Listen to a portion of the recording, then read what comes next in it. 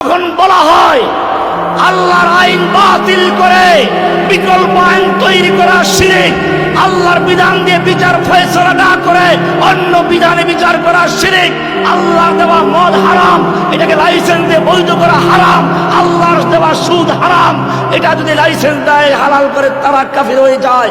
আল্লাহ রাব্বুল আলামিন সম্পদ বন্টন করেছেন একভাবে, এটার বিরুদ্ধে করলে সে কাফির হয়ে যায়। আল্লাহর কোন আইনকে যদি কোনো ব্যক্তি হালালকে হারাম অথবা হারামকে হালাল মনে করে সে কাফির হয়ে যায়। রাস্তার মোড়ে মোড়ে মূর্তি বানালে তার সামনে দাঁড়িয়ে সেলুট দিলে সে মুশরিক হয়ে যায়। শহীদ মিনারের সামনে গিয়ে নীরবে দাঁড়িয়ে থাকলে সে মুশরিক হয়ে যায়। আগুনকে সেলুট দিলে সে মুশরিক হয়ে যায়। আল্লাহর সংবিধানের পরিবর্তে সংবিধান তৈরি করলে সেও মুশরিক হয়ে যায়। এই ব্যাপারে তাদের কোনো কথা নেই। قل اللهم مالك الملك تؤتي الملك من تشاء وتنزع الملك ممن تشاء وتعز من تشاء وتذل من تشاء بيدك الخير انك على كل شيء قدير। সূরা আলে ইমরানের 26 নম্বর আয়াতে পরিষ্কার বলা হয়েছে قل اللهم مالك الملك, বলো সমস্ত ক্ষমতার মালিক কে।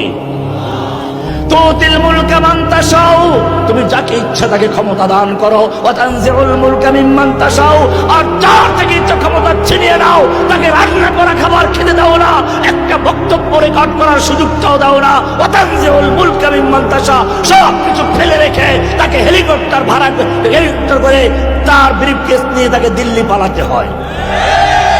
ওয়া তানজিউল মুলকা মিম্মান তাশা ওয়া তুইজ্জু মান তাশাউ, তুমি যাকে ইজ্জত দাও, তুমি যাকে ইচ্ছে করে ইজ্জত দান করো।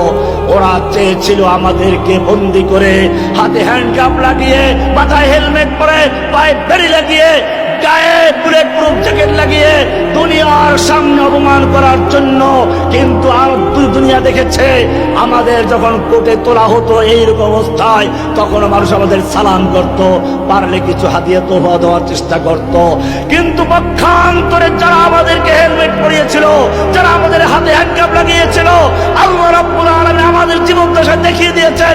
এখন তাদের মাথায় হেলমেট পড়েছে, তাদের মাথায় বুলেট প্রুফ আছে।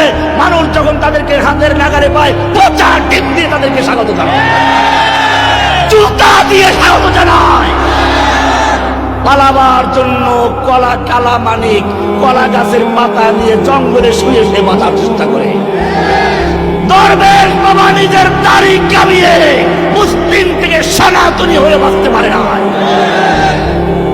অতুইজ্জু মান তাশা ওয়া তুযিল্লু মান তাশা, ইজ্জত দেওয়ার মালিক কে? অপমান করার মালিক কে?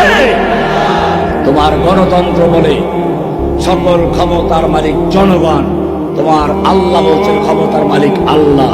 তোমার গণতন্ত্র বলছে জনগণ যেহেতু ক্ষমতার মালিক, আর ক্ষমতার কমান্ড হচ্ছে আইন, অতএব আইন তৈরি করবে জনগণ।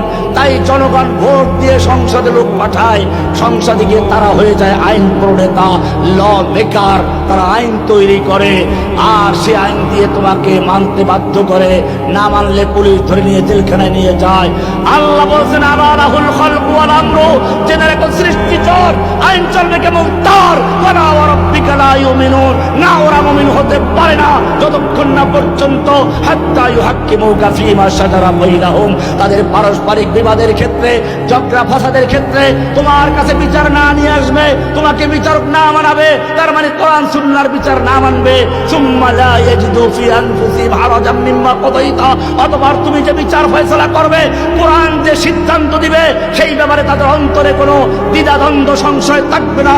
ওয়া ইউসাল্লিমু তাসলিমা, সম্পূর্ণরূপে মেনে নিবে। এটা না হওয়া পর্যন্ত ফালা ওয়া রাব্বিকা, তোমার রবের কসম সে মুমিন নয়। যারা হকের আওয়াজ তুলেছে, সত্য দিন প্রচার করেছে, তাদের সঙ্গে তাদের জাতির বিরোধ রয়েছে, যুদ্ধ হয়েছে, কতল হয়েছে, মারামারি হয়েছে। কিয়ামত পর্যন্ত যারা দিনের পথে থাকবে, নবীদের পথে থাকবে, হকের পথে থাকবে, কোরআনের পথে থাকবে, সুন্নাহর পথে থাকবে, সাহাবায়ে কেরামদের পথে থাকবে, বদরের পথে থাকবে, উহুদের পথে থাকবে, খন্দকের পথে থাকবে, মক্কা বিজয়ের পথে থাকবে, তাদের সঙ্গে বাতিলের যুদ্ধ চলতেই থাকবে।